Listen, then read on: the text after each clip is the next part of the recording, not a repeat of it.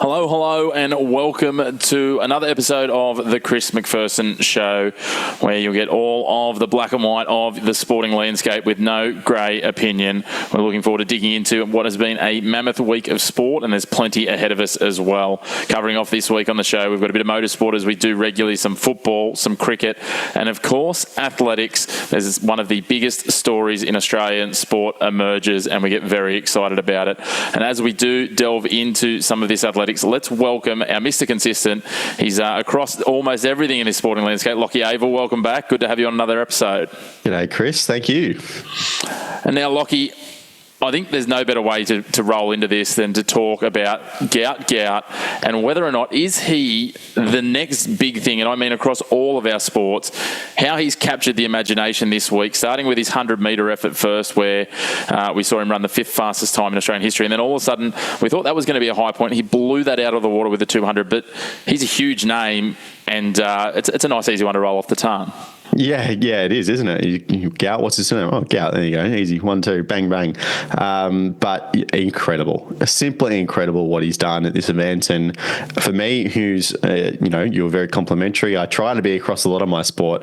I wasn't too familiar with him before these numbers came through. And it was kind of the 1-2 punch of going, okay, you've just broken an Australian record that's been sitting around for, close to 50, 60 years. Oh, he did it at 16 years old. That's just out of the water incredible, right? So, crazy to see the kind of numbers he was pulling off in those two races, and he's obviously got a massive future ahead of him. He certainly does. He popped up onto my radar a little bit earlier this year, and we'll dig into the times and some other things in terms of the rate of improvement, but he won silver at the Under-20s World Championships, and I thought, well, that's pretty impressive. He's 16. But it was one of those ones that you go, okay, cool, he popped up, and then I didn't, no offence to the young kid, I didn't really think too much more about him until, as I said, the 100 metres. But then it was his statement performance in the 200, as you said, and let's take a look at it. Let's take the whole thing in view. Tim Rosen calls this really well. Let's have a look at Gout taking out the 200 metres in the Australian National Under-18s Championships. Another really good start there, and they're away in this men's under-18 200-metre final, so we're about to wind him up and watch him go here. Gout. He's already got the stagger, so he moves right on past Chase Grant, and now we really start to open him up. So let the legs loose and let the kid run. He is absolutely gone. He is Gout of this world. 20.07. That is phenomenal. He's won that race by 15 plus metres. It doesn't even seem fair to the others, but not only did he go and set the second fastest ever time in history by an 18 or under athlete, he was a tenth of a second faster than Usain Bolt at the same time. And as you touched on, he broke one of the longest standing record in Australian senior athletics. Peter Norman, Olympic silver medalist, 200-metre world record. Australian record, I should say. I stand corrected. I get a little bit ahead of myself. That is phenomenal running, and again, as you touched on, he's only 16. Yeah. Look, I mean, if he keeps going like this, then what's to say he won't have the international record a little while down the track, right? He's just... It's you really actually struggle to put this into words, just how big of an achievement this is. He's so far beyond his years in terms of his athletic ability. To be able to do this at 16 years old just goes beyond belief. And it's really hard to put to words, as I said. It's an astounding achievement because the people that have been setting these records and running these times at such a more experienced age, they've done it. They've done the hard yards. They know not just how to run a 200 metres, but how to manage, a race weekend and manage your body and your diet and your energy levels throughout a course weekend. And he's been able to do, what he did in the 100 and the 200 in the one event, not just the athletic ability, but clearly he's got a good head on his shoulders to manage himself, and long may it continue. Yeah, certainly look forward to seeing what he can do. And he's already talked, at 16, he's really excited about the 2032 Olympics. I was like, hey, that's 8 years away. You've got a lot to do before then. And that's scary to think he'll only be 24. He's about to head over in January to train with Noah Lyles, who's the defending world Olympic 100-metre champion. He got the bronze in the 200 metres. It's phenomenal to think. He's still, nearly a second away from the world record, so it is quite a gap. But, in terms of when you start to have a look at how he shapes up on that international stage, he's, that time would have run him sixth in the Paris final. Yeah. He's there already, isn't he? And when you look at the rate, as I said, that rate of improvement, I think it was 20.60 seconds. So over half a second he's improved since August when he ran in Lima, Peru at the under-20s. And he can run in the under-20s again for another 3 years. But he may well be competing against the likes of Noah Lyles next year at the World Championships. So that's phenomenal. He'll be 17 years of age. I think they're in September next year. So certainly one that I'm looking forward to watching. It's been a while since we've had the Patrick Johnsons and the Matt Shervingtons previously that have got there, and they've been on the cusp of making Olympic finals. And that's been a huge achievement. Obviously, we can go back to Kathy in terms of sprinters, but this is really exciting. It's a new generation. Hopefully he can stay fit, in condition, and continuing to perform. And hopefully the Central Coast Mariners don't try and sign him in the meantime. Oh God, I heard that joke a couple of times online, and it is good. But no, stick to the track, Gout. We'd love to see you win a medal over there. Yeah, well, we certainly can't wait to see what he can do over the coming years. It's a nice runway over the next 4 years. He heads hopefully towards LA and then Brisbane, as we say, in 2032. But as I said, the one that stands out for me, the same age Usain Bolt was a tenth of a second slower. So the sky's the limit. Aussie gold, bring it in LA, bring it in Brisbane, bring it in 2036. He's got plenty of Olympics in him. He's got plenty, and it's good to know that he's thinking and looking towards Brisbane. Hopefully, we've got a nice shiny new stadium for him to run around as well. All go to plan. In the outer suburbs or something based on the Queensland government at the moment. But it is a cool piece and a cool tie in that piece because he's a Queenslander, he's running up there. So to have that opportunity for him to potentially, lots of athletes, it doesn't matter how good you are, the timing it requires to get to run in a home country Olympics, let alone a home city Olympics, could be really phenomenal for him. And undoubtedly there will be a raucous crowd getting behind a Queenslander, when it comes to that at that time, if and when he makes it through to Brisbane. But we wish him all the best. We look forward to continuing to see him develop, and he certainly won't be sneaking up on us again. Gout, it's a name to watch. As I said, it rolls off the tongue. But Lachie, we might give you a little bit of a spell, mate. You can catch your breath while we dig into some cricket in a moment, and we'll catch you for some round ball action a little bit later in the show. Sounds good. Let's kick it off with the cricket, and we are joined by returning guest Paul Dennett. You can, of course, catch up with all Paul's thoughts on cricket on his Substack. Search for Substack Paul Dennett. Paul, welcome back. Thanks, Chris. Great to be here, especially after what I think was one of the most entertaining test matches I've seen in quite a while. Well, it certainly was an enthralling test match and a great result for the Aussies. Now, look, we're honest here on the show that sometimes we are just throwing darts at dartboards, but one of those darts hit the mark last week. One of us was able to make a very accurate prediction.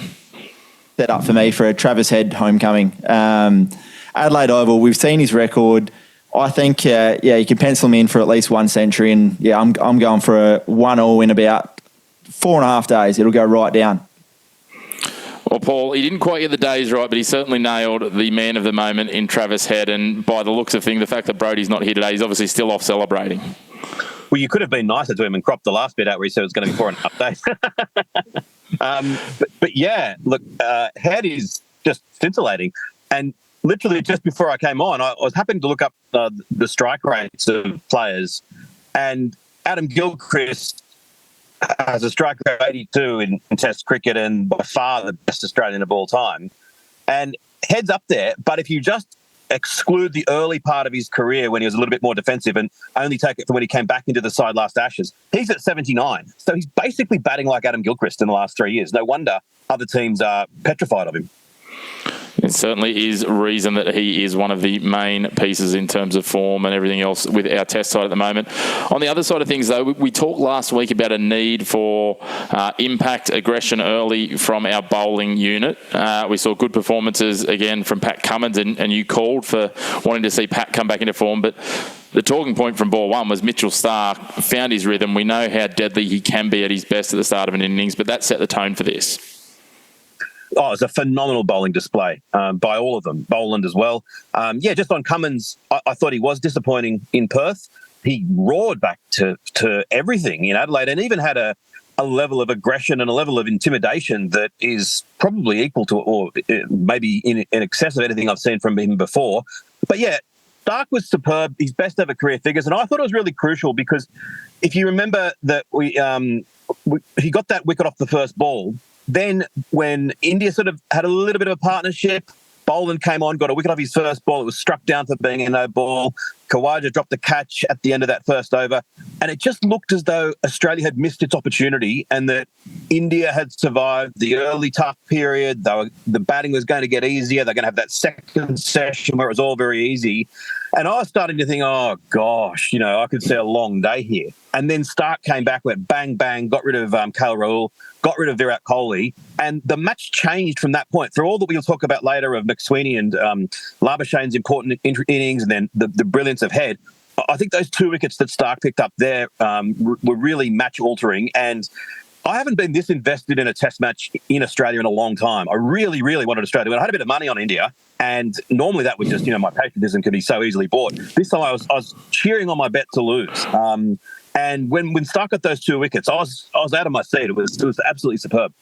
I think that's the key thing, isn't it? This was cricket that had you sitting on the edge of your seat. It had you on your feet. It had you engaged, which is the exact opposite of what happened in Perth. The amount of people that I know that just tuned out, they felt that the heart wasn't there, the fight wasn't there. But we just saw the Aussies keep going back to the well, digging in, showing that fight. And you touched on it before, not only with the ball, and they did so well in that first innings led by Stark, but then with the bat in the second innings, outside of, obviously Travis Head took a lot of the highlights, but there was some really gritty innings with some tough sessions. Admittedly, the Indians probably didn't bowl as well as they did in Perth, but it was stuff that, it was that stuff that we talked about. It was that Aussie DNA, that essence. They're not exactly terms that you can quantify, but it's what we wanted to see from the team, and it bodes well for the series being alive now.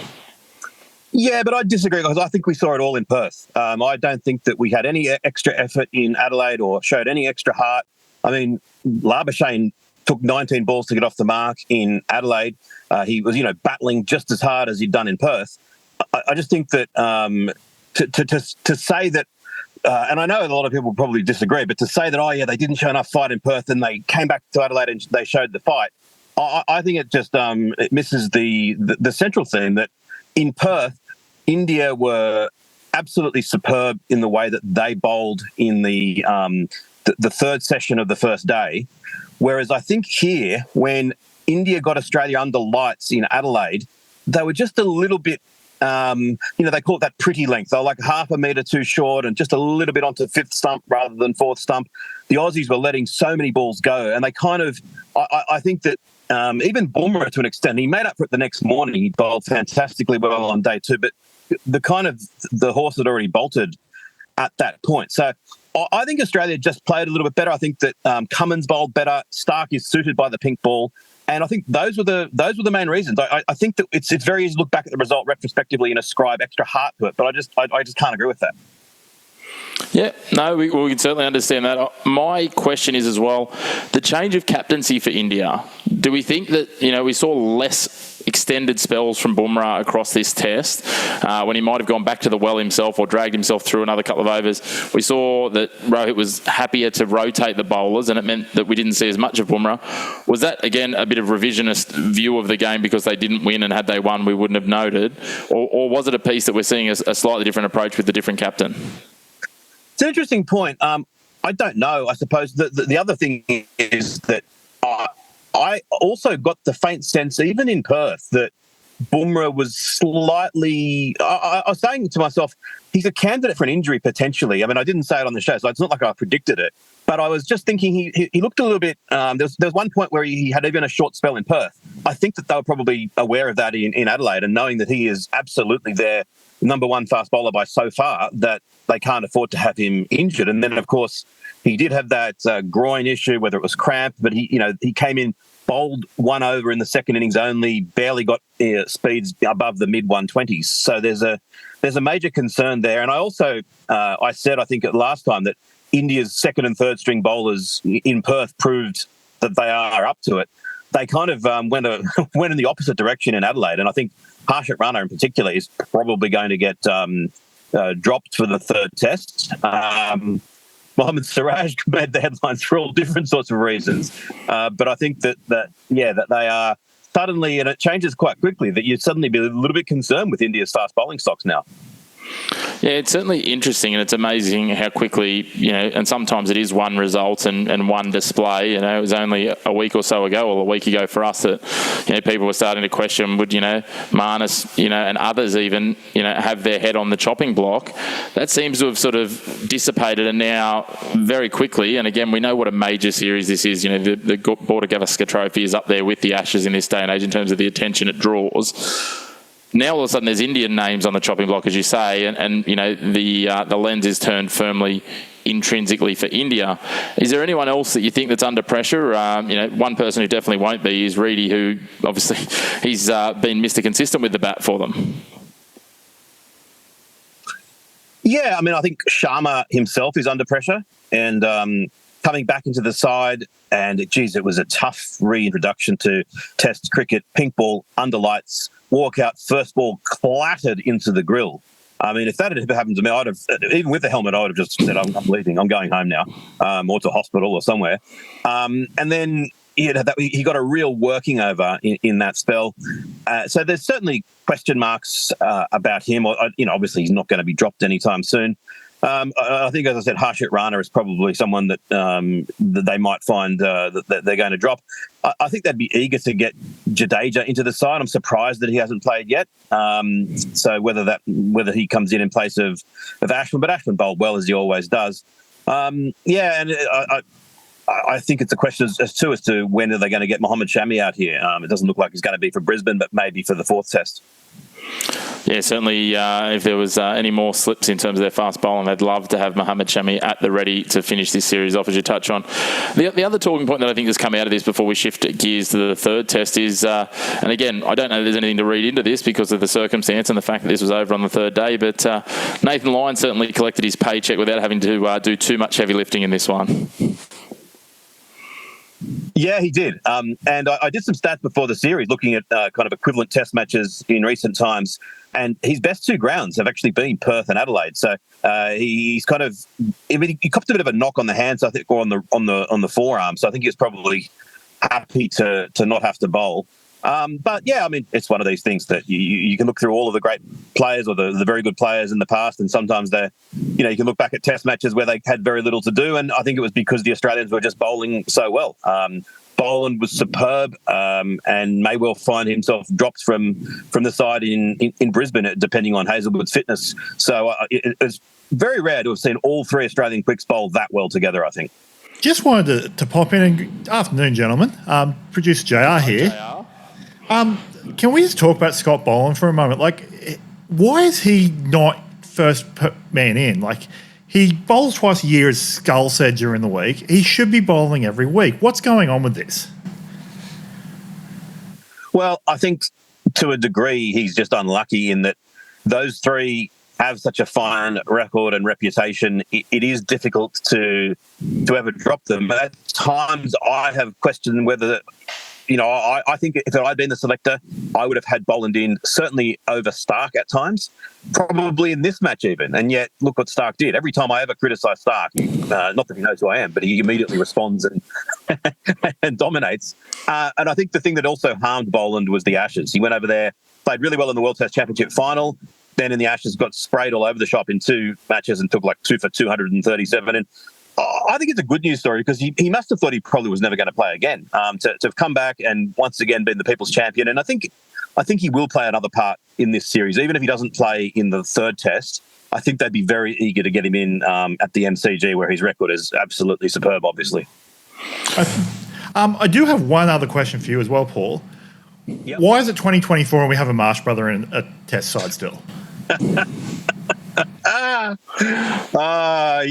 It's music to my ears. No, let me preface this by saying I think they're all nice guys, the Marsh family, but I bonded with my dad. I bonded with my dad in the late 80s and early 90s, calling for Jeff Marsh to be dropped from the side.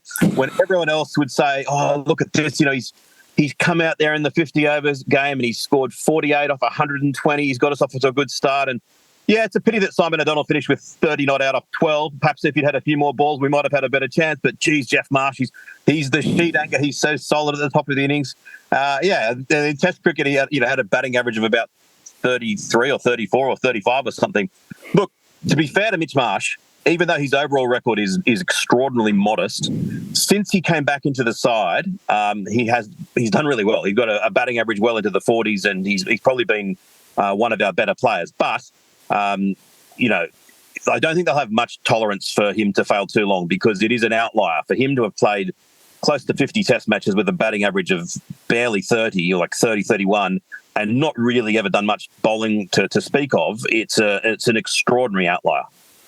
I think to that point, Paul, his average currently after the last test sits at 30.02. So it's dropped away a little bit further. So if he falls into the 20s, it's going to be a very hard case. JR and I did talk about this off air on the weekend, and I did hypothesise that maybe they're just hanging on until the next generation of Marsh is ready to slot in. Yeah, I've said that. Yeah, like, is there a Marsh quota? Is that what we're looking at here? Anyway, gentlemen, I'll leave you guys to it. Well, I certainly don't think, on that note, Paul, that there's any Australians that outside of Boland that we've touched on that have got concerns heading into the third test. And it appears as we head to Brisbane that it's just going to be a question of, is Hazelwood fit, and then a decision between Hazelwood and Boland from an Australian lineup point of view. I would think so, yeah. I mean, there's some speculation that they could go with all four quicks in a line, but they're not going to. I don't think they're likely to do that. And it would be.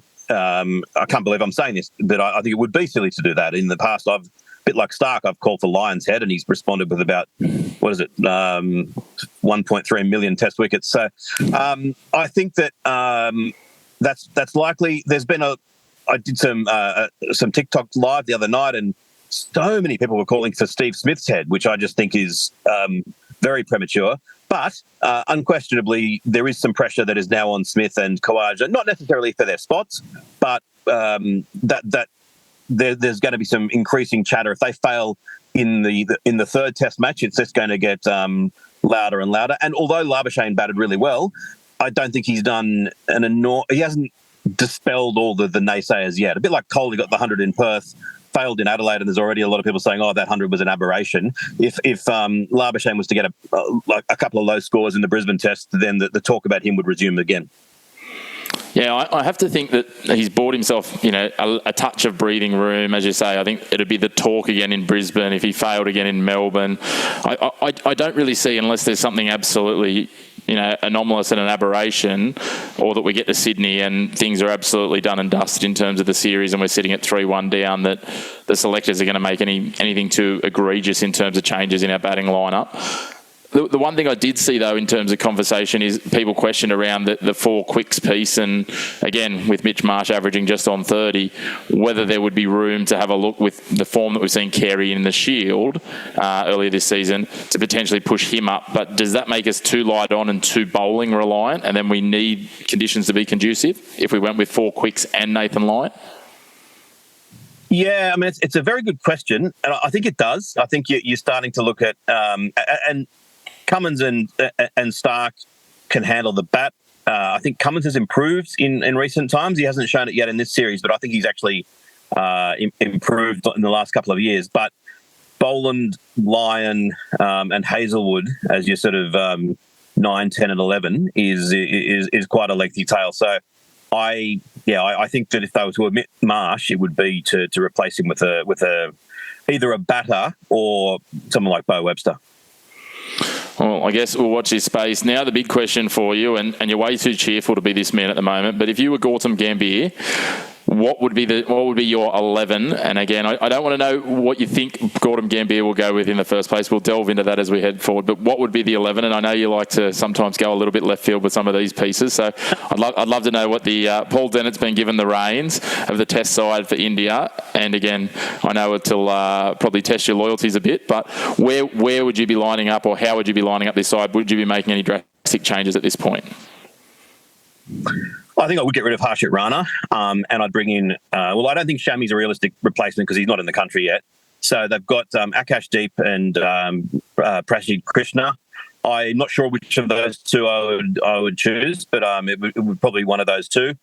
On the batting front, Sarfraz Khan is not really in contention for selection, but I just can't get over the fact that he averages about 65 in first-class cricket. He hasn't done quite so well in test matches, but I think that I would like to see what he could do in Australian conditions. And I would always want Jadeja in there somewhere. I'm reluctant to omit Ashwin because he's so good, but maybe that's what I'd do. So maybe to bring in Jadeja for Ashwin and bring in, let's say, Akashdeep for Harshit Rana. And that's probably the only two changes I'd make, I think. But, yeah, we'll go with that. Does the form of Nitish Kumar Reddy make it hard? Like, quite often we'd see in these situations that they would play Ashwin and Jadeja and sort of class one of them as an all-rounder and the other as a bowler to some extent with the length of their batting lineup. Does the form of Reddy make that a hard sort of jig sort of fit back in terms of the fact that he's almost been he's a batting all-rounder essentially for them the way he's playing at the moment? That's a good point. I mean, I suppose, you could go the other way and say that his bowling looked half decent as well. Given that Harshit Rana really didn't contribute with the ball, if you weren't overly confident in Deep or Krishna, you could probably drop Harshit Rana and replace him with Jadeja, and then you've got the Jadeja and Ashwin in there. You're going to have to rely on Nitish Kumar Reddy with some seam up stuff, and there's a bit of a concern given that Bumrah is potentially got an injury question mark over him. I think if the pitch looked like it was going to be suitable to some spin, then maybe you do that. And I think Ashwin, he's an unusual sort of bowler because he's the sort of guy that you could probably get some overs out of him even when it's not necessarily favouring the spinners so much. So I don't think they'd go that way. But, yeah, I find it hard to get Ashwin and Jadeja into the side together, yet I think that they are such sensational cricketers. If I was an Indian, I'd almost confect a way to get them in there somehow. It feels with all this conversation about the two of those that Washington Sundar still quite hard done by, though. Performed quite well in the first test. It always felt like they were going to mix and match their spinning options. But, it's probably a good thing that they've got three spinners who can handle themselves in Australian conditions, because for a long time, India didn't have a lot of spinners that perform well in the Australian conditions. That's true, and that's been the case for so many foreign sides here, that their much vaunted spinners come here and don't do much. Yeah, I think Washington Sundar he's a really good player. I was surprised that they picked him in the first test, but he did well out here last time, and he's certainly not going to weaken the side. It's funny because we naturally look and say, oh yeah, India's got all these questions to answer, just as after the first test we were saying the opposite. And I kind of somewhat facetiously said that in that first test, if Australia had bowled India out a little bit more slowly and had started their innings on day two, then when the pitch was at its flattest, maybe it could have been a very different result up there. And I think that there is that temptation to jump too much. And India are a very, very good side. They're every chance of hitting back in Brisbane, and I think that they would probably have also themselves penciled in Adelaide as a concern. They got thrashed here last time. They don't play all that many pink ball tests. They know it really favours Mitchell Starc and the Australians. I still think they would say if they had to pick their two most likely tests to fail, it would have been Perth and Adelaide. The fact that they got out of that with a 1-1 situation, moving into Brisbane last time, and then Melbourne, and especially Sydney, I think they'll still be feeling pretty good about things.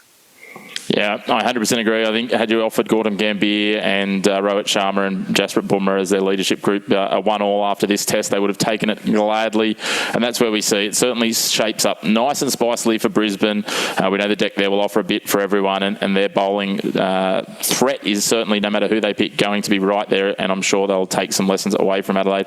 Paul, as always, we know you've got some other commitments, so we appreciate you jumping on today and digging into the tests, and we look forward to having you back on the show again soon across the summer. Thanks, Chris. Thanks, James. Nice to chat. Moving on from the red ball cricket to the white ball, as the summer continues to heat up, we get deep into the test series, and as the summer peaks, we know one thing comes on. It is the high-octane action of the Big Bash, and certainly plenty of excitement. Maybe not quite as much as Adam Zampa and Marcus Stoinis a couple of years ago, and I don't think those two, as good as their friendship is, will be sharing the love now that they're on the opposite sides in Melbourne, with Stoinis at the Stars and Zampa at the Renegades, but certainly a relationship to watch. But in terms terms of the Big Bash, we're going to do a quick snapshot and have a bit of a run through, a play to watch from each club, and then some predictions on how I've tipped the Final Four. And as always, it'll probably be miles off. And if you want to put your money on it, then probably pick the other 4 teams. But we'll get to that in due course. Let's go through the 8 sides, and we'll go through them in alphabetical order of their geography. So with Adelaide, I've had a look at Matt Short here. He's an all-rounder who's starred for the Strikers over the last couple of years. He's the Australian side. He's equally as handy with the bat as he is with his slow arm bowling. He's a dangerous, explosive batter in their upper order, as well as able to strangle teams with the ball. So he'll be one to watch for Adelaide. They've got plenty of stars in their team, but I like seeing Matt Short go round. If we move on to the defending champions, the Brisbane Heat, Spencer Johnson bowls absolute heat. We saw him play in the IPL this season. He was a big part of why the Heat won BBL 13, and the absolute wheels that he bowls will be critical both at the top and at the death overs, and he's going to be a key piece for Brisbane.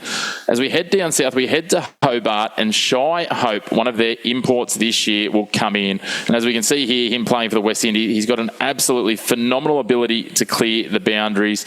He will find plenty of runs, and he'll be able to free up Ben McDermott to slide down the order. The top of the orders where they've had a real issue in recent years, the Hurricanes. So we look forward to seeing how Shy Hope can realign that batting lineup, and when they've got the likes of McDermott and David, if those two and Hope can fire, it's going to be a huge season for the Hurricanes.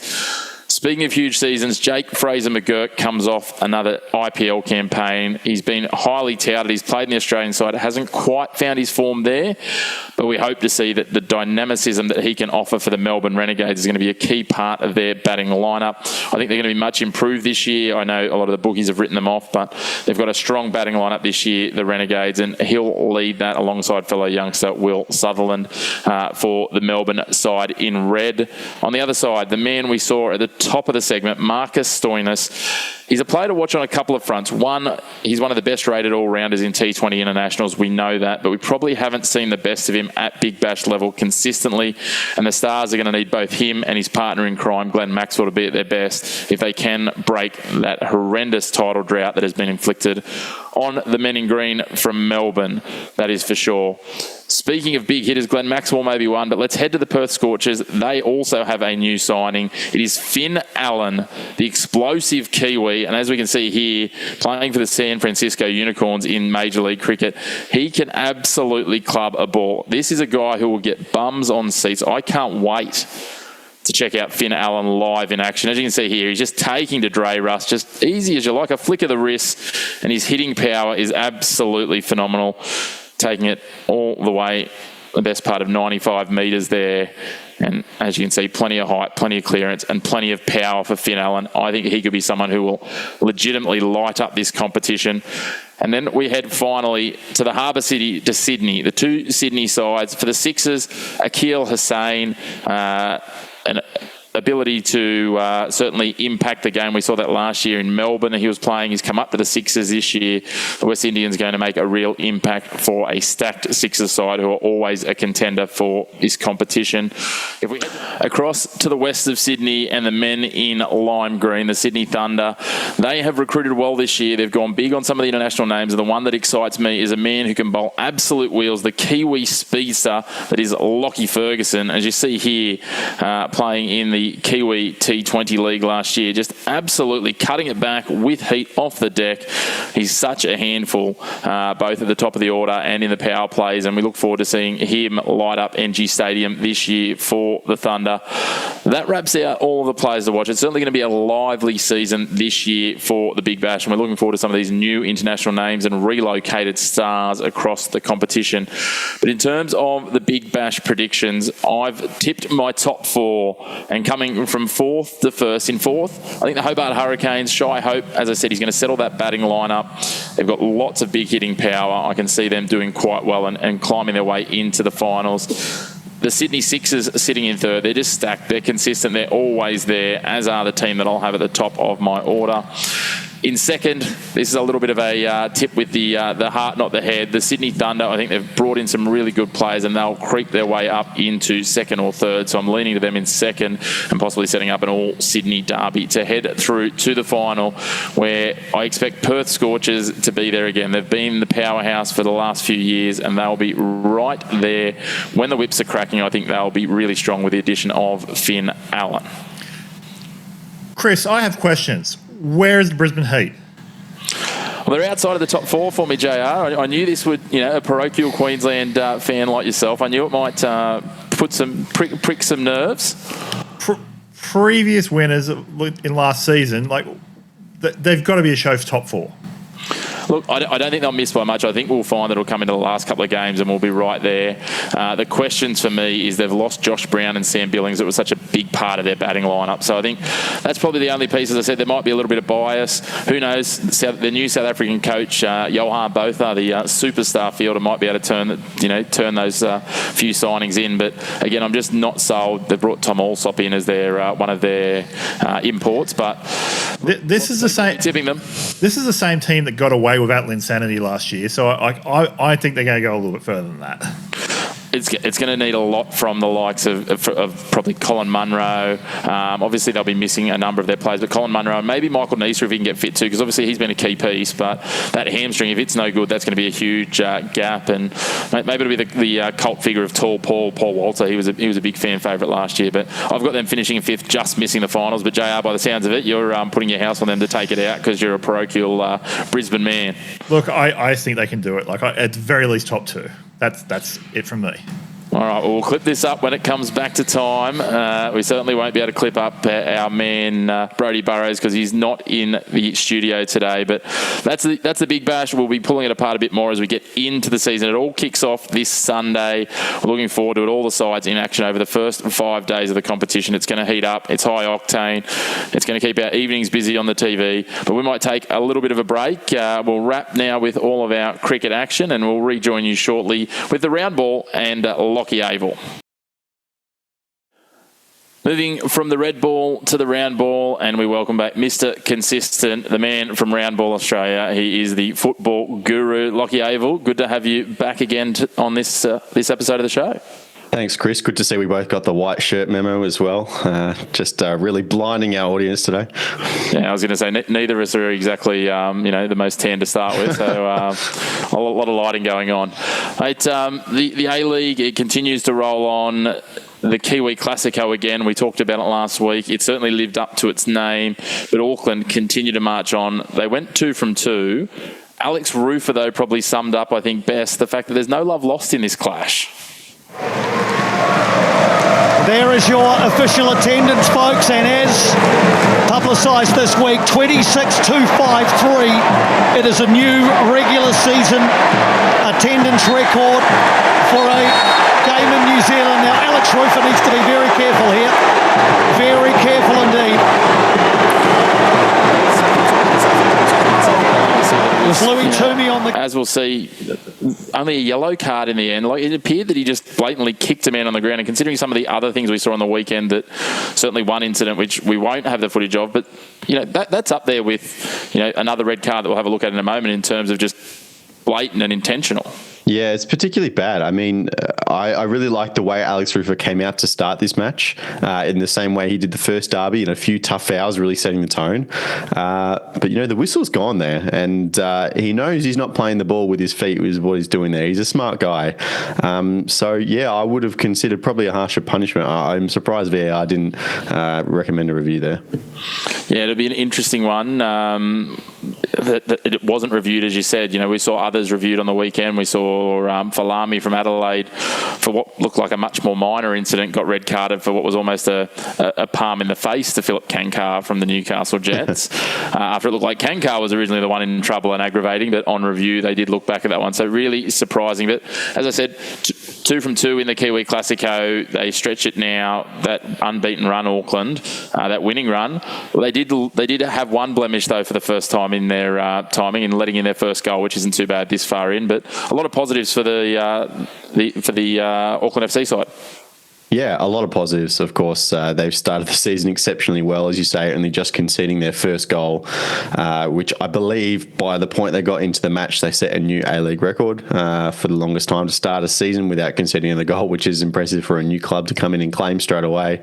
They look very, very good. And, you know, Chiefy, the Wellington Phoenix boss, he got a little bit of sting back from Steve Corica after the game, saying a few of his comments before the match were a little disrespectful, saying Auckland got lucky in some of their previous games and that they were there for the taking. I think, you know, despite the words that were thrown around, Auckland definitely proved themselves that they weren't there for the taking, and they're definitely, you know, establishing themselves as one of the favourites for the A-League now. And it's really hard to see who's going to stop them. You know, they're coming up against Melbourne City next week, which we'll get to a little bit later on, who are a top four side, but even they don't look too convincing. So it's really struggling for me to see who's going to take them down at this point. Yeah, they're flying away and kicking on with this runaway start to the season. And they're getting plenty of numbers behind them as well. They're getting really good turnouts. We heard Chris Pine talk about it there in terms of, you know, 26,000 odd fans rolling out for them. Is this something that, you know, New Zealand football should be getting really excited about?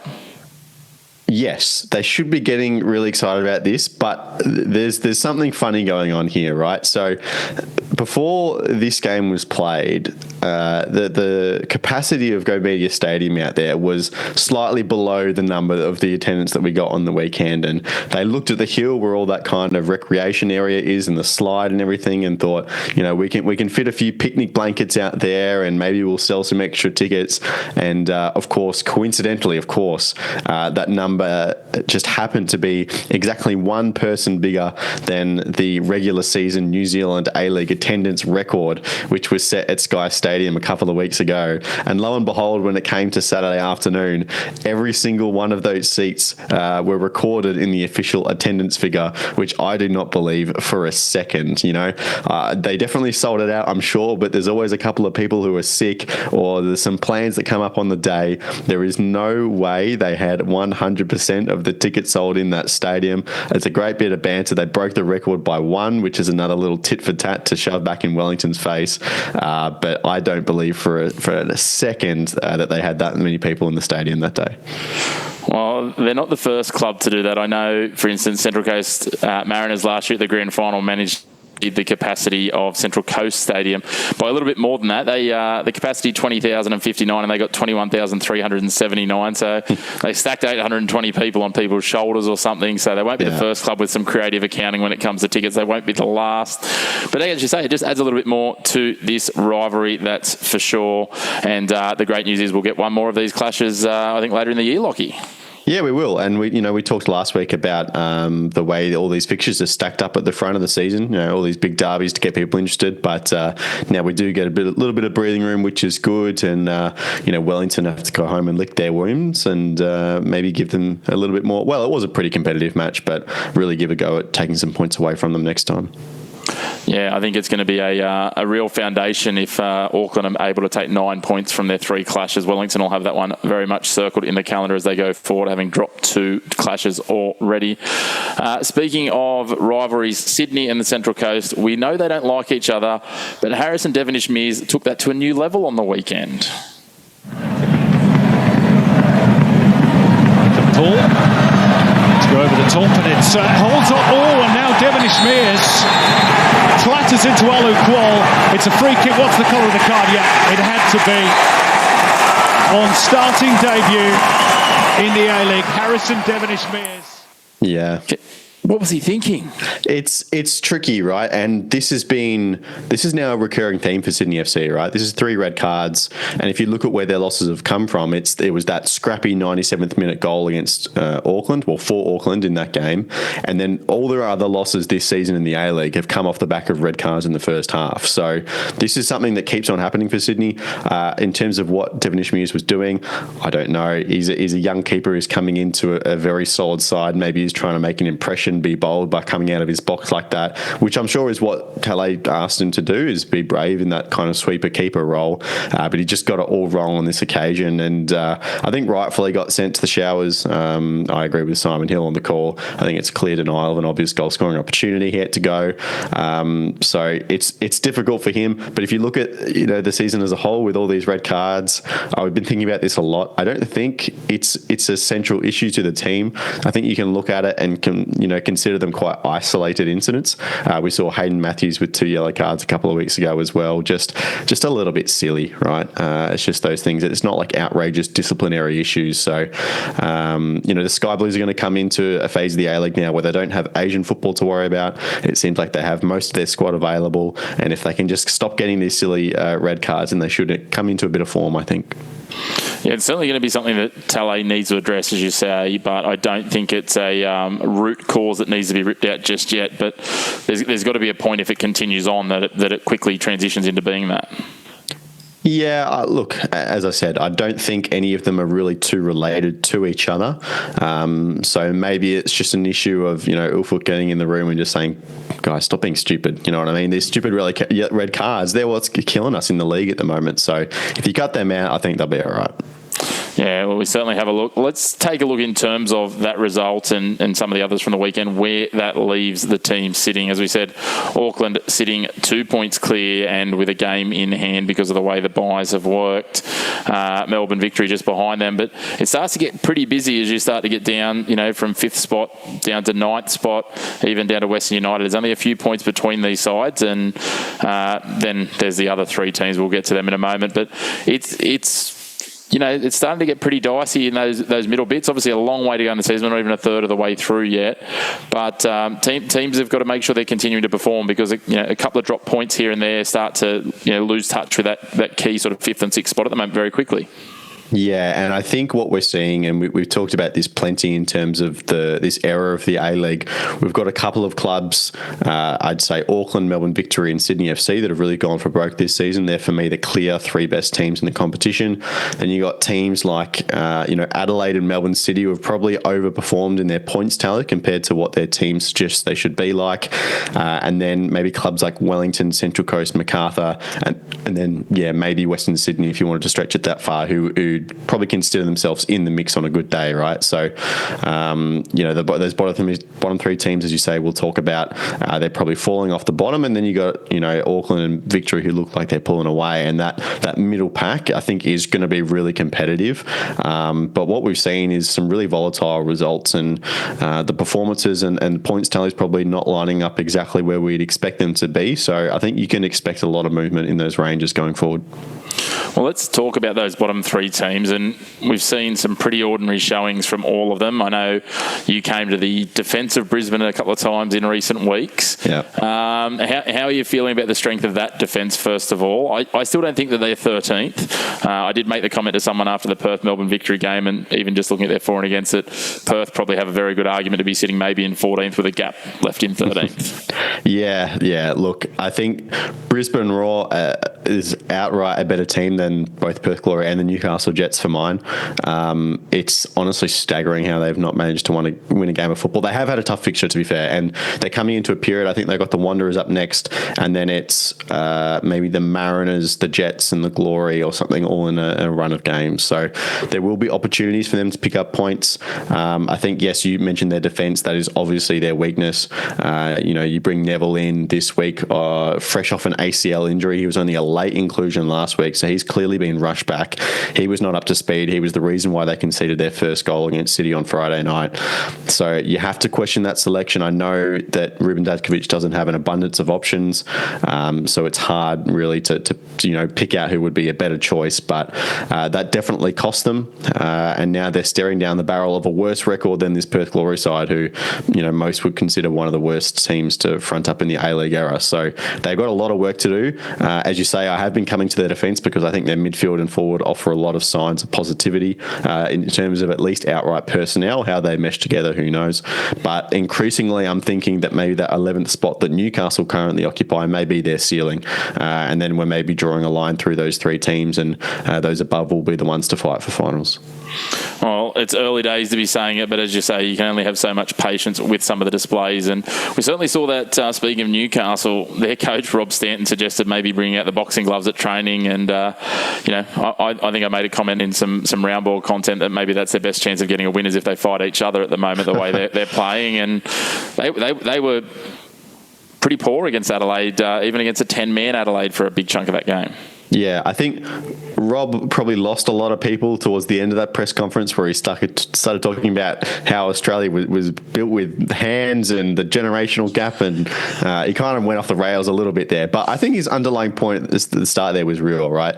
You see these players go out there, they're not playing for the badge, they're not playing for the shirt, and they're not showing the fight that is really important to a football club that's trying to work their way up the ladder. Now, we could talk to We're Blue in the face about the effect of promotion and relegation and what that would mean for teams down the bottom of the table, but on an individual level, you've got players, and you mentioned the confrontation. Eli Adams, young players like him, he knows that he's only got a finite amount of time to prove himself with a starting position in the A-League until someone else is given a go, or he can move on to better things, right? And he fronted up with Welly who's been criticised for most of the season for his work rate and his willingness to put in the hard yards. It hasn't been there.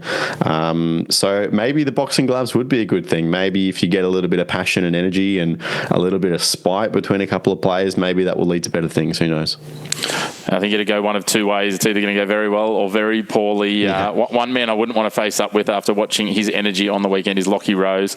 He was busy when he was out there, and even busier on the bench. He was like a cat on a hot tin roof. Just you could see he wanted to be out there, which is a good sign. As you said, they've got a few young guys like himself who are really trying to make that name for themselves, to lift themselves to the next tier. Eli Adams as well. So we'll watch this space, and that transitions perfectly into looking at next week's fixtures. And there really is a battle for essentially being classed who's the worst team in the A-League after round 8 as they head to Perth to take on Perth. You'd say on the balance of effort so far, Newcastle are marginally in front of Perth. They've obviously got a win to their name. Yeah. But they head to Perth, so Perth gets home ground advantage. So it's a fairly level playing field, this one. Not only home ground advantage, but that late Saturday night time slot in Perth always brings with it chaos. Always. You can put your house on it. So there's going to be like 6 or 7 goals in this game minimum. You can put your house on it. It always brings crazy games of football, and it's going to be really interesting to see how this plays out. I think, if you look at Newcastle Jets 3 points, it's come from one win where Eli Adams just decided to score a pair of goals. Apart from that, they're pointless. And, for all of Perth Glory's faults, they have managed to grind out a pair of draws. So at home, I'm giving Perth Glory the edge. I really think this could be their first win of the season. Get the fans around them. Of course, there's some other news that came out last night about Ross Pelligra and his ownership and some potential issues with the ATO. So hopefully that's not a distraction. Hopefully there's no forced sale of them again in the last couple of years. So who knows what's going on at Perth at the moment, but hopefully this can be the game that gets their winning tally off to a start. Well, there's certainly some interesting games as we have a look at it. Sydney, they've got a very winnable game against Western United. You got to feel that's a must for 3 points if they want to start to turn things around. Yeah, you would. I think Western United have a lot of potential. I think they're one of those teams where they've been a little bit of victim of circumstance as well, and their points tally maybe could be a little bit higher if we're looking at their performances. Obviously, there was that non-penalty call against Adelaide, which blew up, which should have been a win for them, probably, if they go on and score that. I think they have a lot of potential.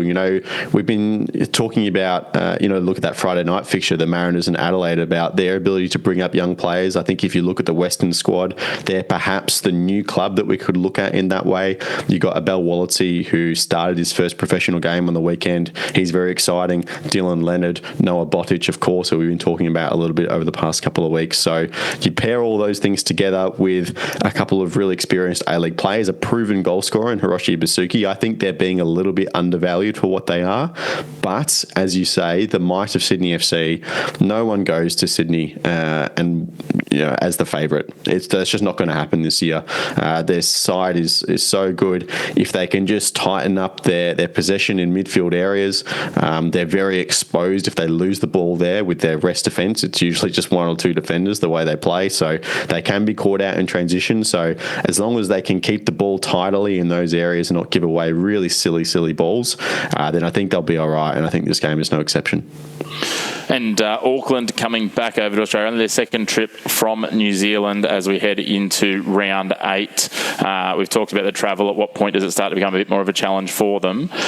Is this the one? This is, their first probably matchup. I was going to say a marquee matchup, but it's not going to be a marquee matchup in terms of crowd, that's for sure. We know that Melbourne City don't draw as much, but Melbourne City is certainly a team on the improve, and they're sitting up in 4th there. So this is a big game to wrap up the round on Sunday, the only Sunday game.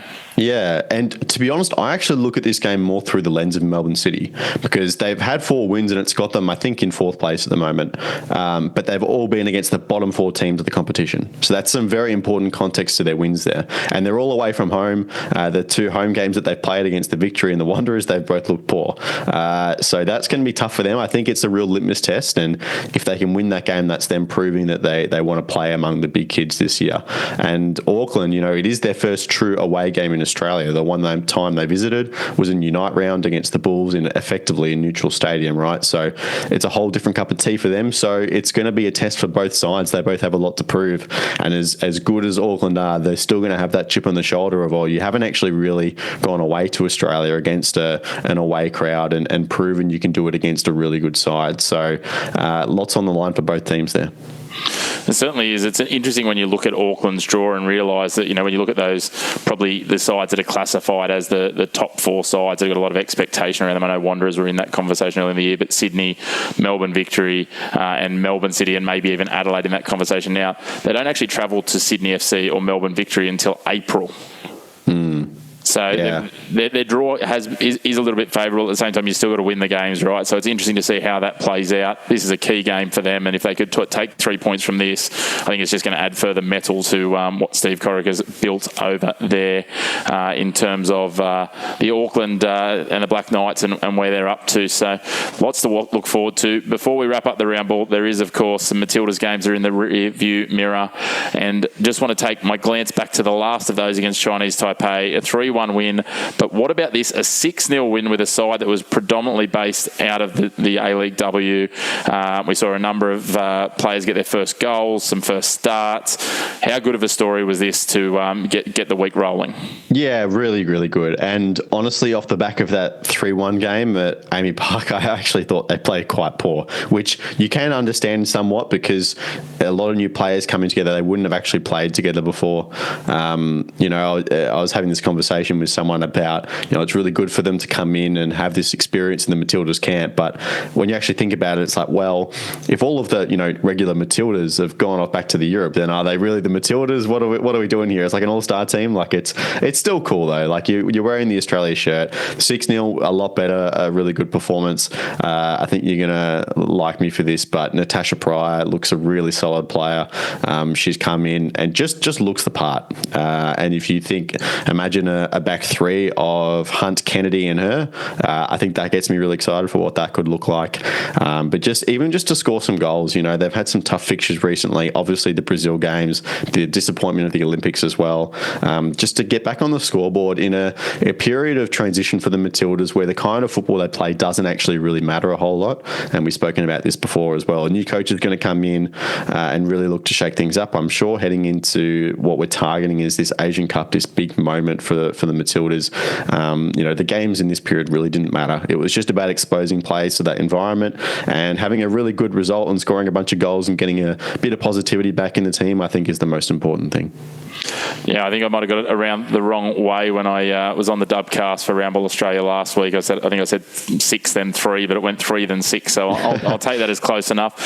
Mate, if you can keep Natasha Pryor under wraps, because I'm quite concerned that we're going to lose her in the January transfer window, the way she played in those games. She's certainly done a lot to put herself in the spotlight. We know what she can do, and she put her best foot forward in terms of that. So great to see for her. And again, as we touched on the Dubcast at length, and you can catch up on all of that, of course, Round Ball Australia with all of the podcast suite there and the YouTube channel as well. It's a really good story for a player who basically was medically retired only a number of years ago, and she's managed to get over those concussion issues, come back and made every post a winner since then, which is great to see. But hats off to the Matildas. The last piece before we do wrap this, and I know I'm going rogue off the run sheet here, mate, so don't shoot me, but we did see today as well the Socceroos have confirmed their game against Indonesia in the qualifying period will be played in Sydney at Allianz Stadium. Yeah, this is honestly really surprised me. When you look at where the Socceroos have played in their latest fixtures and forecasting ahead, we've got home games against Indonesia and Japan. So straight away, you're thinking the final home game against Japan could be the game where we qualify for the World Cup. To me, that's a lock for Stadium Australia. And then going backwards and seeing what other states and cities we've been around to, Brisbane was the obvious exception as to where a game hasn't been. You've got Raphael Struik playing for the Brisbane Roar, big Indonesian fan base, having their attention on Brisbane the last month or so. I thought Suncorp Stadium would be the obvious choice. Obviously, there's more things to play out. You got to negotiate with state tourism boards and things like that.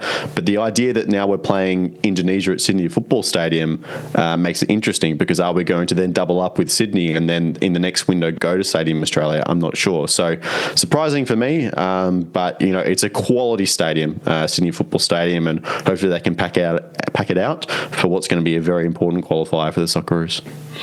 Certainly will be, as you say, a little interesting, but time will tell the wisdom of Football Australia. In the meantime, we will excuse you from your duties. We'll thank you for turning up and rolling it out and covering off multiple sports, as always, Mr. Consistent. And as we always mention at the end, if you're looking for a bit more in-depth and some really detailed stuff around the football and the round ball game, roundballaustralia.com.au, Round Ball Australia podcast channels and YouTube as well. It's all there. There's plenty of it. You can never have too much football content. Thank you, Lachie. Thanks, Chris. See you next week, Matt.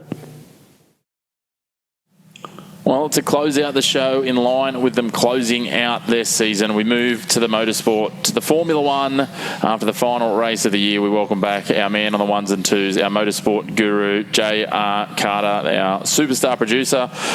Mate, you made a couple of dive bombs in this week, but this is where we actually had you slated for an appearance. Look, this is the bread and butter. Like everything else is just sort of me just popping up, sort of saying, "Hey, I'm still here, just in preparation for once the F1 season's over." We needed to work out where else you could star, and you found a few of those already in this show. Queensland patriotism might be a dangerous thing come state of origin, but we'll get to that at that point.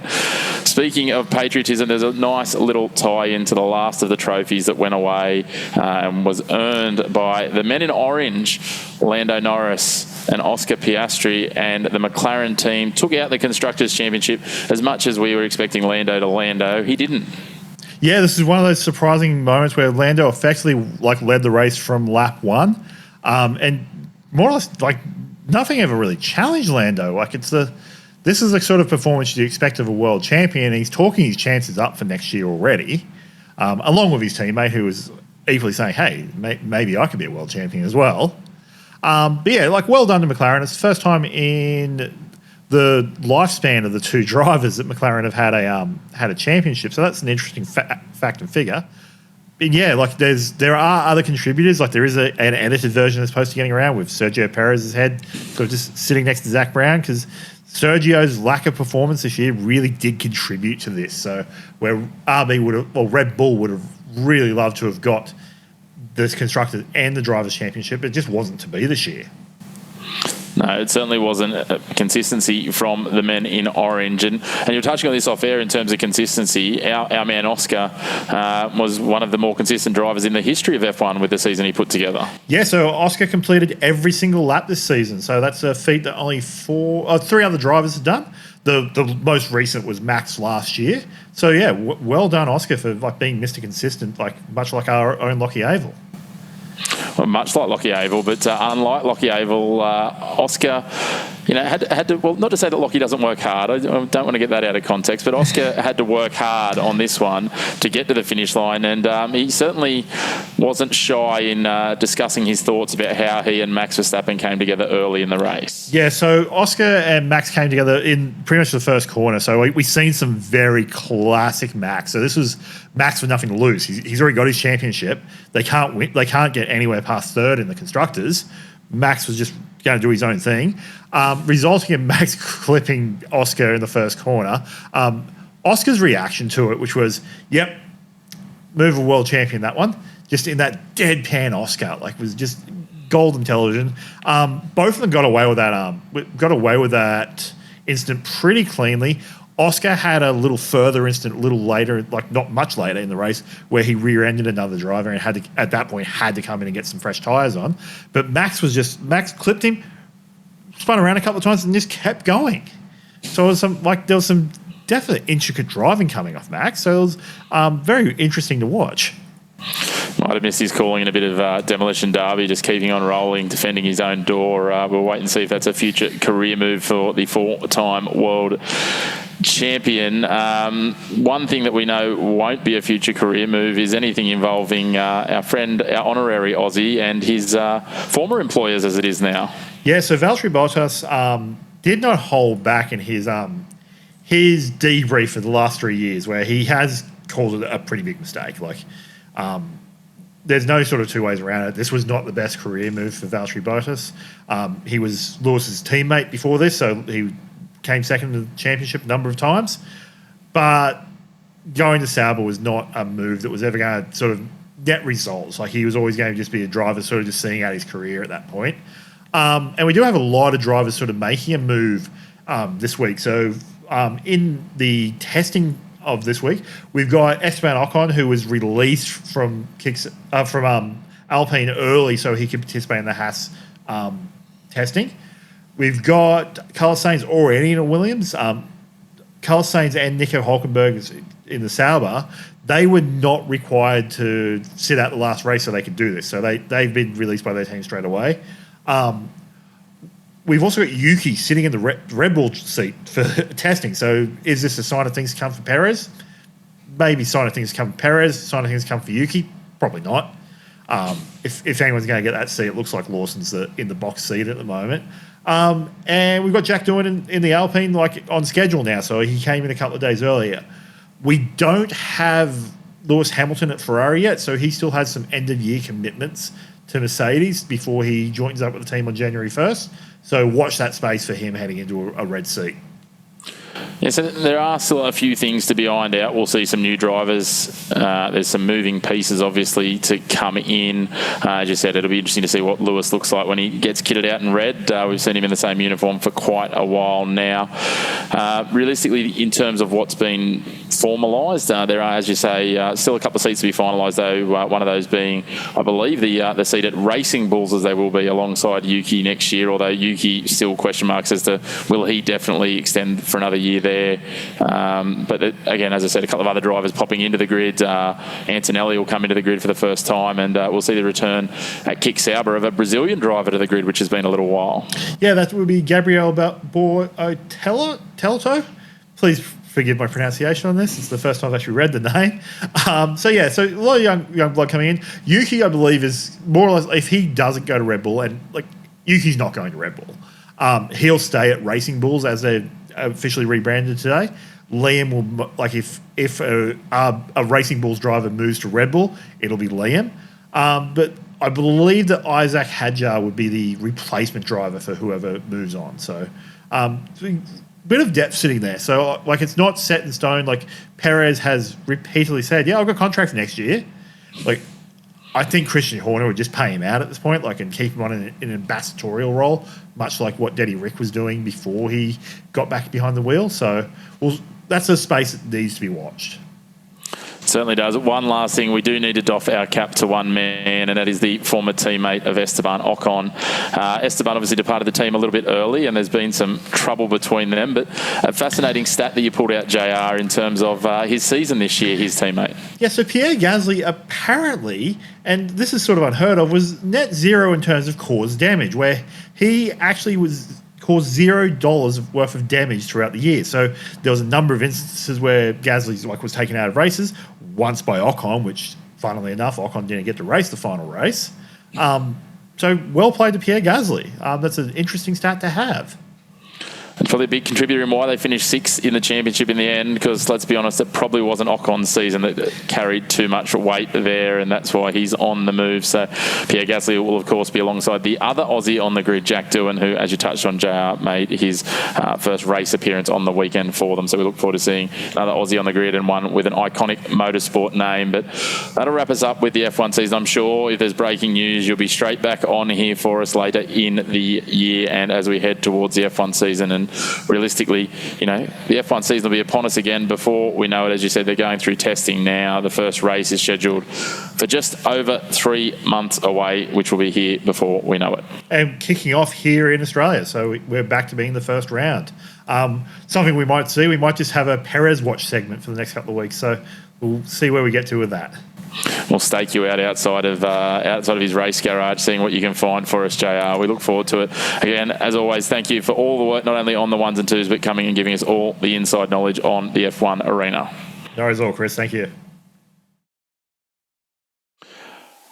Well, what a show it's been. We've been across the sporting landscape, the black and white of all your sport. No grey opinion. We appreciate you tuning in. Make sure that you keep on coming back and let us know what you think, what you'd like to see on the show. And the best way to do that is to like the episode, subscribe to the show, and click the notifications. Ring the bell down the bottom. That will give you the ability to be up to date with when all of our shows are dropping, ready for all of our premieres. Thursday, 6 p.m. Australian Eastern Daylight Time across the summer when we're dropping those live episodes. We'll keep you up to date. But, of course, not only do we need to thank you, we need to thank our regular guest, Lachie, Avil, Mr. Consistent, coming on, pulling apart the athletics, pulling apart the football. You can catch more of Lachie on Round Ball Australia's podcast and YouTube channel, as well as roundballaustralia.com.au for their written work. On top of that, the man behind the ones and twos, JR, he's here, he's Mr. Consistent, he's sneaking into more and more of the show, and we love it, giving us his bits and pieces around, as well as all of the motorsport, and wrapping up the F1 season as it came to a close. And Paul Dennett back for a second dig, again doing a great job. He'll be right at the top of our batting order for the cricket across the summer. But as I said, thank you all for tuning in. We look forward to coming back with all the black and white and no grey of your sporting landscape again next week.